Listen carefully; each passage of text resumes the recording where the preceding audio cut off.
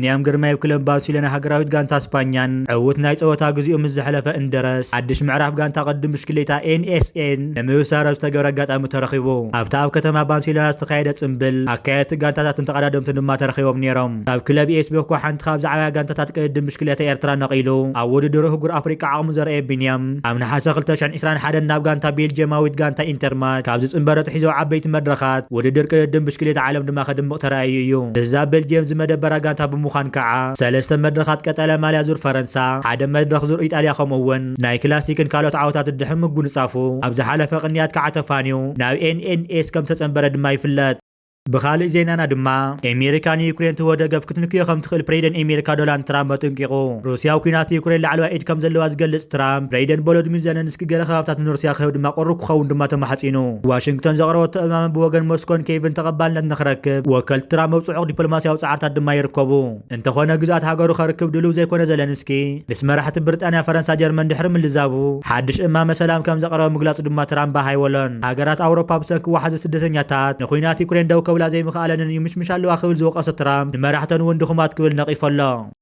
بخالي زيننا دما عبز قروا وان حدا خنغدو زين خدغن كا دوراو معوالتات زمت زلو خوين نس خعا نصنح جيوبوليتيكاو قوم مخاوينا ززابع بوليتيكاو صطاو صلوانا واناتاتو دما زملسيو እዚ معوالتات مسمخسات حدش ናይ وكلنا خوينات يمن زسعاو خوينو ابتخاب صنح قوم حيلتات داغماي زودن خوين دما خرأيو قدم كل بهاجرات كليج وي دما وشمت عرب زفلطا هاجرات حورات امريت عرب سعود قطر بحرينن بيتن كومون صمون دارغا بقوندن مسفحف اسلاماو ريبوبليك ايرانن بال اخوان الاسلام زمرحين زبهالا كم تركو زامسل هاجرات نمعقات يخبهال دما يكال لومو دما زسنو مغوت فريسو هاجرات كولج بجغرافيا ورا حصلواتن حيلتاتن دما وصين بفلاي دما خوينات قازات زمنقلي متتاو خم اسرائيل زامسل هاجرات توسيخوا اذن هاجرات دغماي تغمامي انت ودينن اسلالفن كقيرا دما يرأي اللوا كم سعود عرب ግብጽ قطر زامسل هاجرات حورات امريت عرب ناي حوار جيوبوليتيكاو روحاتات نمرغات بسورن جهدن منجد تعين ناي كويناتن كلاتن وديت هند سلا يلن ينزخصا تبايتا زرأ زل حق دما نسيو حورات امريت عرب سجر قيح بحري نسرعات اثيوبيا دعم زرعين بمعصاب انتاي زمسل صطاو زرغت تكاي صنيحه امانم زخول دما يكونن اذا خعب قون دبار خو جغرافيا وروحاتات اب قيح بحر اختلال تاقيما زل اسرائيل دما تسعب ايو باسرائيل زدغف حالتات ناي حط يمن اب راس اسرائيل امريكان ما وروحاتات متقعت خندس كلا اتاب سور مس ايران سمع مختامات تطرطر حورات امريت عرب جن فصيما دما يتتنكفانيا حورات امريت عرب 2015 بحالتات حط قطاو متقعتات مسوردا اب زي اتاتانت متقعت دب مبالا سوسات على تايل ما زبل نيرو حيلتات حط خسكاولومي اب راس روحاتات متقعت خفصمو دما ينرئن زلنا اذا حشد انت بلصنا قارب حورات امريت عرب بقر نهاجرات سعودن قطرن خغلصلن دما بوزح غزي وسدلنيو امطرشو غن خغلصلن مسرائيل زلون غداي بدحر مغارجا خزت يالون ناسرائيل دما مسرعن نمرغاجو بوليتيكاو روحات قيب بحري خمس دما خحجزن غدنيو سلاز اتخاو يمن توغيسو نا هاجرات قرن افريكا زنهاره جيوبوليتيكاو كفرس هاجرات كلي ناوش توغوسخ ملس دما نعزبلنا مالتيو لومن سفح خفاله من زقواطر بسعد زرغف حيلتات منغستي انصار بحورات امريت عرب زرغفو بيت مخرج دواو مساغر حيلتات او زو واحد حرامت منقسقاس دما كايدم لو اذا زينا دما نملاس حدش ناي وكلنا خوينات او يمنت كيرو غراو ملكو حيزين رخوا او زو غداي بيران زرغف حيلتات حت سقيلم زرو زلو خوينم ግን ድማነቶም بحورات امريت عرب زرغف حيلتات ጎልዋው ከም ዝገብሩ ንዝ ድማ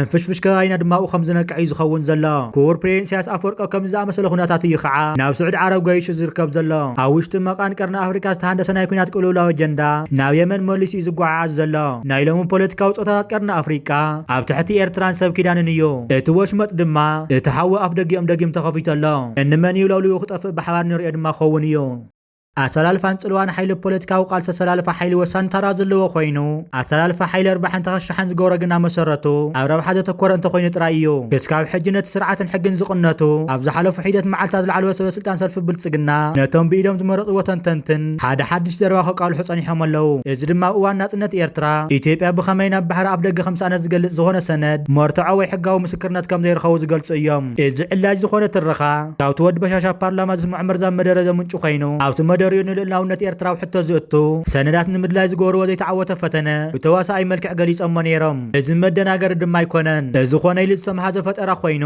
እዚ ድማ ብወዲ በሻሻ ብግልፂ ዝተገለጸ ሽቶ እዩ። እዚ ኣብዚ የለ ቦታ ጥርጣረ ንምፍጣርን ናይ ንብረት ካእየ ኣይኮነን ክርክር ንምልዓል ድማ ዝግበር ፈተነ እዩ። ልእላውነት ኤርትራ ፍቃድ ተቐባልነት ወይ ኣብ ዳህሳስ ቤት መግዛእቲ ኢትዮጵያ ዝምርኮስ ድማ ኣይኮነን። ኢትዮጵያዊ ድማ ንዘይነበራ ክትስእን ኣይትኽእልን እያ። እተው ሕቶ ዝእቱ ዘሎ ገማግም ባሕሪ ቀይሕ ባሕሪ ኣብ ሙሉእ ዝተመዝገበ ታሪክ ናይ ኤርትራ እዩ። ካብዚ ወፃኢ ዝቐርብ ዝኾነ ይኹን ሓሳብ ኮነ ተባሂሉ ዝግበር ምጥምዛዝ ታሪክ ምጥሓስ ህግራዊ ሕጊ ከምኡ እውን ኣብቲ ህዝቢ ኤርትራ ብመሪር ቃል ዝተረጋገፆ መሰል ናጽነት ዝግበር መጥቃዕቲ እዩ። እዚ ኣፈ ታሪክ ንምውጋድ ታሪኻዊ ሕጋዊ መግዛእቲ ብንጹር ክግለጽን ክድገምን ድማ ይግባእ። ናጽነት ኤርትራን ወረርቲ ሓይልታት ኢትዮጵያ ብምስዓር ብናይ 30 ዓመታት ዕጥቃዊ ቃልሲ 1991 ድማ ዝተረጋገፀ እዩ። ይኹን እምበር ሕጋውነት ሃገራውነት ኤርትራ ቅድሚ ተዓወት ዝነበረ እዩ። ድሕሪ ካልኣይ ኩናት ዓለም ከም ኤርትራ፣ ሊብያ፣ ሶማል ካልኦትን ዝኣመሰላ መግዛእቲ ዝነበራ ሃገራት ኣፍሪቃ ናብ ናጽነት ክግስግሳን ከለዋ ድሌት ኤርትራ እውን ክኽበር ነይርዎ። ኣብ ክንዲ ግን ታሪኻዊ መሰረት ርእሰ ውሳነኦም በቶም ድሕሪ ካልኣይ ኩናት ዓለም ዝተዓወቱ ሃገራት ሃገዝ ድማ ተነፊጉ። ብፌደሬሽን ዝብል ናይ ምትላል ስም ድማ ብሓይሊ ናብ ንጉሳዊ ስርዓት ኢትዮጵያ ተወፍዮም። ኢትዮጵያ ብዝገደደ 1962 ነቲ ፌደሬሽን ብዘይ ሕጋዊ መንገዲ ብምፍራስ ንኤርትራ ድማ ብሓይሊ ገዊጣታ። ኣብ ጣህሞት እቲኣ ጀሚሩ ድማ ቃልሲ ኤርትራ ካብ ኢትዮጵያ ምግንጻል ዘይኮነስ እቲ ብዘይ ሕጋዊ መንገዲ ዝተገፈፈ መሰል ንምምላስ ዝተገበረ ኣብ መግዛእቲ ናይ ምውፃእ ቃልሲ እዩ ነይሩ። ናይ ባዕሉ ናይ ውድብ ሕቡራት ሃገራት ታሪኻዊ መዛግብቲ ነዚ ሓቂ ድማ ዘረጋግፀ እዩ። ናጽነት ኤርትራ ናይ ኢትዮጵያ ኩናት ሕድሕድ ድማ ኣይነበረን። ምንቅስቃስ ሃገራዊ ሓርነት ድማ እዩ ነይሩ። ኤርትራ ኣብ 1993 ልዕላዊት ሃገር ክትከውን ከላ ድማ ናይ ኢትዮጵያ ምርቃ ወይ ድማ ፍቃድ የድልያን ከምኡ እውን ብህግራዊ ሕጊ ሓደ ገዛእ ሓይሊ ናጽነት እቲ ዝገዝኦ ዝነበረ ህዝቢ ክጸድቕ ድማ ይሓትትን እዩ። እቲ ብውድብ ሕቡራት ሃገራት ዝተዓዘቦ ናጻን ርትዓውን ዝነበረ ናይ 2325 ሚያዝያ 1993 ሪፈረንደም 99.8% ድምፂ ናጽነት ድማ ፍርዩ። ኤርትራውያን ድማ ናጽነቶም መቐዲሞም ዓውደ ኩናት ድማ ረጋጊፆም ነይሮም እዮም። እቲ ሪፈረንደም ነቲ ዓወተ ህግራዊ ሕጊ ንምሕጋው ድማ ዝወሰንዎ ውሳነ እዩ። ካብ 2018 ጀሚሩ ሰልፊ ብልጽግና እቶም ፖለቲካዊ ዕድል እምበር ሕጋውነት ዘይመርፁ ብኣጋጣሚ ዝመፁ ገዛእቲ ካብቲ እናተጋደደ ዝኸይ ዘሎ ውሽጣዊ ቅልውላው ኢትዮጵያ ንምምላስ ጽውጽውያት ክፍሕሱ ድማ ጸኒሖም ኣለዉ። እቲ ናይ ወዲ በሻሻ ተሳእነ ገማግም ባሕሪ ዝብል ትረኻ ድማ እዚ ክንብሎ ጸናሕና ዝብል ዘየንበቦ እዩ። እዚ ኣብ ዝተጠምዘዘ ታሪክ ዝተመስረተ ሓደገኛ ፖለቲካዊ ፈጠራ ኮይኑ ንምስፍሕፋሕ ባህግታት ንምቕላብን ኣብ ዝተፈጠረ ዝየለ ቅሬታ ደገፍ ንምርካብ ድማ ዝዓለመ እዩ። ኩሉ ኣብ ኢትዮጵያ ነብቲ ዘባን ብደረጃ ዓለም ዘሎ እቲ ከምዚ ዓይነት ጎትጓዝ ዘስዕቦ ሰካፉ ሳዕምያ ድማ ይርድኦ እዩ። ኢትዮጵያ ካብቲ ዘይውዳእ ውሽጣዊ ግጭታት ክድሕን እንተኮይና ነዚ ፖለቲካዊ ዋዜማ ትምኔት ድማ ክትገድፎ ይግባእ። ዝተፈብረኹ ጻውዒታት ክትነጽግ ምስ ናይ ገዛ ርእሳ ናይ ምምሕዳር ውድቀት ክትጋጠም ከምኡ እውን ሓቅን ፍትሕን ተሓታትነትን ህግራዊ ተፈላጥነት ዘለዎም ናይ መግዛእቲ ደዋት ንምኽባር ድማ ቃል ክትኣቱ ይግባእ። ካብዚ ነዚ ዝኾነ ይኹን ነገር ናብ ዝገደደ ዘይርጉእ ኩነታት ድማ ዘምርሕ እዩ። ክንደይ ዝኣክል ምፍብራኽ ጽውጽውያት ድማ ነዚ ድማ ክቕይሮ ይኽእልን እዩ። ብኻሊእ ዜናና ድማ ዓበይቲ መሳርሒ ኩናት ጸዓነት መርከብ ኤርትራ ከም ዘራገፈት ተሓቢሩ ኣሎ። እታ ናይ ኩናት መርከብ ናብ ግብፂ ከም ተመለሰት እውን ዝተገለጸ ኮይኑ ኣብ ዝሓለፈ ዓመት ወዲ በሻሻ ካብ ኣዘርባይጃን ዓዲጉ ብሰለስተ መራኽብ ናብ ኢትዮጵያ ዘጉዕዞ ዝነበረ ናይ ቢልዮናት ኣጽዋር ከበድትን ቀለልትን ድሮናትን ተተኮስትን ዝተፈላለዩ ቁምብላታትን ጅግና ሓይሊ ባሕሪ ኤርትራ ኣብ ግዝኣታዊ መያቱ ስለ ዝኣተዋ ኣብ መንገዲ እትሪፎ ኣታዊ ገይርዎን እዩ። ነዚ መሳርሒ ኩናት ንምትራፍ ዕቱብ ዲፕሎማስያዊ ጻዕሪ ዘካየደ ወዲ በሻሻ ከይሰመረሉ ድሕሪ ምትራፉ ጸረ ኤርትራ ፕሮፓጋንዳ ክቕጽል እዩ ገይሩ ዝርከብ። እቲ ናይ ቢልዮናት ኣጽዋር ወዲ በሻሻ ሕጅጉ ናይ በረዶ ደሎምን ትማሊ ዝተሰምዐ ዜና እውን ንስርዓት ብልጽግና ስንቢድዎ እዩ ዝርከብ። ካብ ቻይና ዝተበገሰት ከበድቲ ተጽዋራት ጸዓነት መርከብ ኩናት ኣብ ምጽዋዓት ይርከብ ኣሎ። ኣብ ወደብ ምጽዋዕ ዝተራገፈት ዘጽዋር ዋላ እኳ ካብ ቻይና እንተተበገሰ ነዚ ጽዋራት ጸዓነት መርከብ ኩናት ግን ተመሊሳ ናብ ግብፂ ከም ዝኸደት ይግለጽ ኣሎ። ናይ ቻይና ባንዴራ ዘንበልበለት ሲኦ ሺፒንግ ዝተሰመየት መርከብ ኣብ ወደብ ምጽዋዕ ጸዓነት ተጽዋር ከም ዘራገፈት ሜሪታይም ትራፊክ ሓቢሩ ኣሎ። እዞም ዝተራገፉ ጽዋራት ናይ መካናይዝድ ዕጥቅታት ሚሳኤላትን ሓጺን ለበስ ተሽከርከርትን ዝኣመሰሉ ዕጥቅታት ከም ዝተራገፉ ድማ ተገሊጹ ኣሎ። እዚ ድማ ንስርዓት ብልጽግናዊ ስንባደእቲ ወይርከብ። ካሊእ ዜናና ድማ ሰራዊት ሱዳን 7 መራሕቲ ከም ዝቐተለ ተገሊጹ። ከም መቐጸልታት ኣብ ሱዳን ዝካየድ ዘሎ መጥቃዕትታት ሓይልታት ሰራዊት ሱዳን ኣብ ልዕሊ ወታደራውያን ሓይልታት መጥቃዕቲ ብምፍጻሞም 7 መራሕቲ ከም ዝተቐተሉ ተገሊጹ። ኣብቲ ብነዳዲ ሃብታም ምዃኑ ዝንገረሉ ከባብታት ሱዳን ናይ ድሮን መጥቃዕትታት ብምክያድ ኣብ ልዕሊ እቶም መራሕቲ ቀቢላታት ስጉምቲ ከም ዝወሰደ ሰራዊት ሱዳን ነቲ መደብ ከም ዘጽንዖን ብዓወት ከም ዝፈጸሞ ድማ ገሊጹ ኣሎ።